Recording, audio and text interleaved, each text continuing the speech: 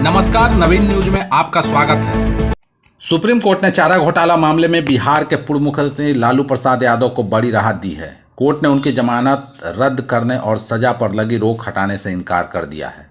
यह मामला प्रवर्तन निदेशालय यानी ईडी की उस याचिका से जुड़ा है जिसमें ईडी ने सुप्रीम कोर्ट से लालू यादव की जमानत रद्द करने की मांग की थी। कोर्ट ने इस मांग को खारिज करते हुए हाई कोर्ट को निर्देश दिया है कि वह इस मामले में सजा के खिलाफ दायर अपील की सुनवाई जल्द पूरी करें। दरअसल लालू प्रसाद यादव और अन्य आरोपियों को चारा घोटाला मामले में साल 2018 में दोषी करार दिया गया था। इसके बाद उन्होंने अपनी सजा के खिलाफ अदालत में अपील दायर की थी, लेकिन यह अपील अब तक हाई कोर्ट में लंबित है।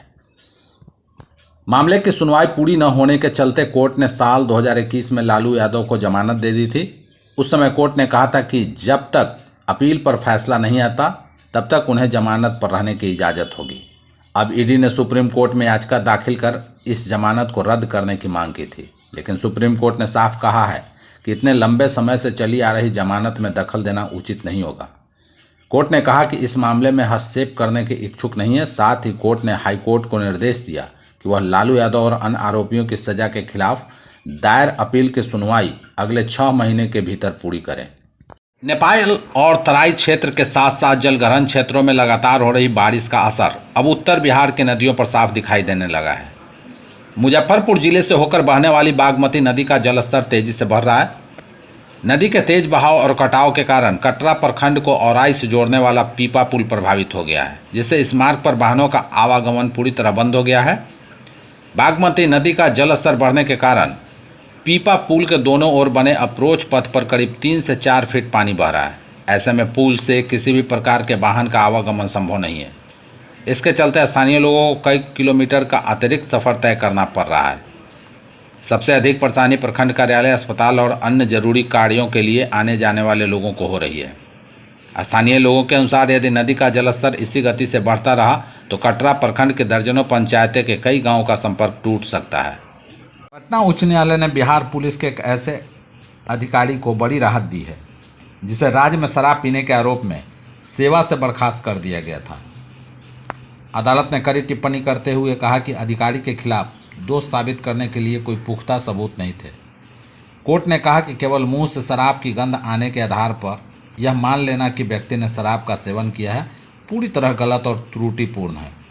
मुख्य न्यायाधीश मीनाक्षी मदन राय और न्यायमूर्ति सोनी श्रीवास्तव की खंडपीठ ने राज्य सरकार की अपील को खारिज कर दिया। इसके साथ ही कोर्ट ने एकल न्यायाधीश के उस पुराने आदेश की पुष्टि की जिसमें अधिकारी की बर्खास्तगी को अवैध माना गया था। प्रभावित पुलिस अधिकारी ने बिहार पुलिस में लगभग 32 वर्षों तक अपनी सेवाएं दी थी। साल 2020 में उन्हें सहायक सब इंस्पेक्टर के पद पर पदोन्नत किया गया था। जब वे मोतिहारी पुलिस लाइन में तैनात थे तब शराब पीने के संदेह में उनके घर पर छापा मारा गया था। पटना जिला के विक्रम प्रखंड के नए अंचलाधिकारी मयंक शेखर ने पदभार संभालते ही अंचल कार्यालय की सूरत बदल कर रख दी है। वर्षों से बंद पड़ा मुख्य गेट का ताला तुरंत खुलवाया। दलालों और बिचौलियों पर पैनी नजर रखने के लिए पूरे परिसर में 10 सीसीटीवी कैमरा लगाया गया है। एसईओ ने आम जनता को भरोसा दिलाया है कि राजस्व भूमि विवाद से जुड़े सभी मामलों का समयबद्ध, निष्पक्ष और पारदर्शी तरीके से त्वरित निष्पादन करना ही उनका मुख्य लक्ष्य रहेगा ताकि लोगों को बेवजह भटकना न पड़े। अंचल कार्यालयों में अक्सर सक्रिय रहने वाले दलालों और बिचौलियों पर पैनी नजर रखने और उनके सिंडिकेट को तोड़ने के लिए परिसर में 10 अत्याधुनिक सीसीटीवी कैमरे लगाए गए हैं। सीओ ने स्पष्ट किया कि इस पहल से कार्यालय के रोजमर्रा के कामों में पूरी पारदर्शिता आएगी और सुरक्षा व्यवस्था भी मजबूत होगी। अब कोई भी अनाधिकृत व्यक्ति अंचल कार्यालय में बिना वजह घूमकर आम जनता को गुमराह नहीं कर सकेगा। बिहार की बांकीपुर विधानसभा सीट पर हो रहे चुनाव को लेकर पूरे देश और राज्य की राजनीति का सबसे बड़ा केंद्र बन गया। बीजेपी के लिए यह सीट जीतना सिर्फ एक विधायक की संख्या बढ़ाना नहीं बल्कि अपनी राजनीतिक साख और सियासी गढ़ को बचाए रखने का भी चैलेंज है।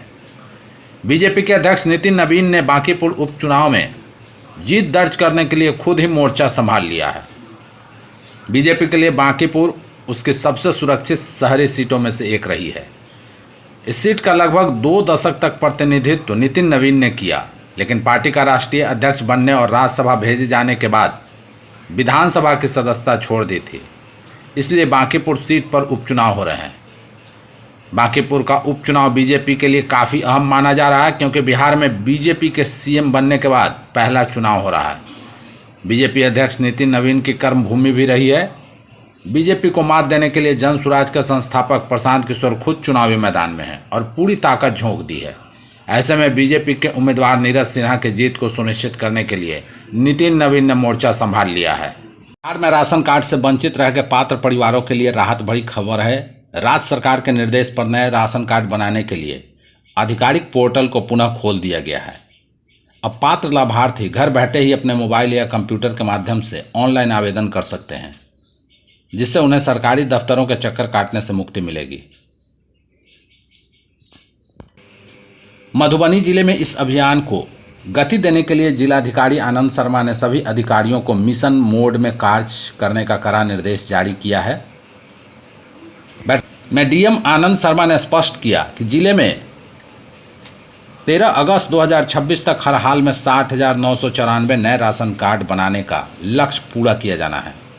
उन्होंने सभी अनुमंडल पदाधिकारियों को पंचायतवार प्रगति के नियमित समीक्षा करने और स्थानीय प्रतिनिधियों के माध्यम से इसका व्यापक प्रचार प्रसार सुनिश्चित करने को कहा। वहीं दूसरी ओर बेनीपट्टी अनुमंडल कार्यालय के सभागार में एसडीएम सारंग शशि पांडे की अध्यक्षता में प्रखंड आपूर्ति पदाधिकारियों और जन वितरण प्रणाली विक्रेताओं की एक महत्वपूर्ण बैठक संपन्न हुई। बैठक में एसडीएम ने बताया कि पिछले कुछ समय से बंद पड़े पोर्टल को अब एक्टिव किया जा रहा है। उन्होंने सभी डीलरों को अपने अपने क्षेत्रों और गाँवों में इसका प्रचार प्रसार करने का निर्देश दिया, ताकि कोई भी गरीब और ज़रूरतमंद परिवार इस कल्याणकारी योजना से अछूता न रहे।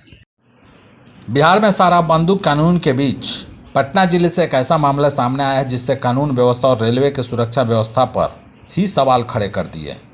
फतुहा बंका घाट रेलखंड पर पुलपुर रेलवे पुल के पास कथित तौर पर एक पैसेंजर ट्रेन से शराब की बड़ी खेप उतारे जाने का वीडियो वायरल हो रहा। हालांकि इस वीडियो की आधिकारिक पुष्टि अभी नहीं हुई है। बता दें कि पुनपुन रेलवे पुल के पास कुछ लोग पहले से मौजूद हैं। बताया जा रहा है कि जैसे ही पैसेंजर ट्रेन वहां धीमी हुई, करीब आधा दर्जन संदिग्ध बोगियों के पास लोग पहुंच गए और कथित तौर पर शराब से भरी बोरियां उतारने लगे। यह वीडियो कुछ लोगों ने बना ली और बोरियां से निकालते हुए अंडर कैरेज करते हुए दिखाई दे रहे हैं। दावा किया जा रहा है कि इन बोरियों में शराब रखी गई थी। वीडियो में यह भी नज़र आता है कि पूरी कार्रवाई के दौरान वहां किसी ने उन्हें रोकने की कोशिश नहीं की। सामान उतारने के बाद सभी लोग मौके से निकल गए हैं। हालांकि यह वीडियो ट्रेन में मौजूद किसी यात्री या प्रत्यक्षदर्शी के द्वारा रिकॉर्ड कर ली गई है, जिसे वायरल किया गया है। तब जाकर यह मामला चर्चा में आई है। मामला चर्चा में आने के बाद रेल पुलिस ने इसकी जांच शुरू कर दी है। पटना का हॉट सीट बांकीपुर विधानसभा उपचुनाव। बीजेपी ने 2 प्रत्याशी के नाम की घोषणा की। पहले प्रत्याशी अभिषेक कुमार बंटी का नामांकन दाखिल होने के बाद उन्हें मैदान से बाहर कर दिया गया। इसके बाद दूसरे प्रत्याशी के तौर पर नीरज कुमार को मैदान में उतारा गया है। दरअसल अभिषेक कुमार के पिता चारा घोटाला केस में आरोपी थे। इस वजह से बीजेपी नेतृत्व ने उन्हें मैदान से बाहर कर दिया। भाजपा के नए प्रत्याशी नीरज सिन्हा ने नामांकन दाखिल किया है। अब नामांकन में उनकी शैक्षणिक योग्यता को लेकर ही सवाल उठने लगे हैं। मैट्रिक की परीक्षा पास करने के 12 सालों बाद स्नातक की डिग्री ले, वो भी पटना छोड़कर सुदूर ग्रामीण इलाके के एक प्राइवेट कॉलेज से। भाजपा प्रत्याशी नीरज कुमार ने अपने हलफनामे में शैक्षणिक योग्यता का जिक्र किया है। उन्होंने बताया कि हाई स्कूल गोना से वर्ष 2012 में मैट्रिक की परीक्षा उत्तीर्ण की। इसके बाद उन्होंने सीधे स्नातक परीक्षा पास होने का वर्णन किया है। उन्होंने बताया कि मगध महाविद्यालय सकुराबाद जहानाबाद से 2024 में स्नातक की परीक्षा पास की। भाजपा प्रत्याशी ने मैट्रिक के बाद स्नातक डिग्री के बारे में बताया, जबकि इंटर +2 परीक्षा कब पास की इस बारे में किसी प्रकार की जानकारी नहीं दी है।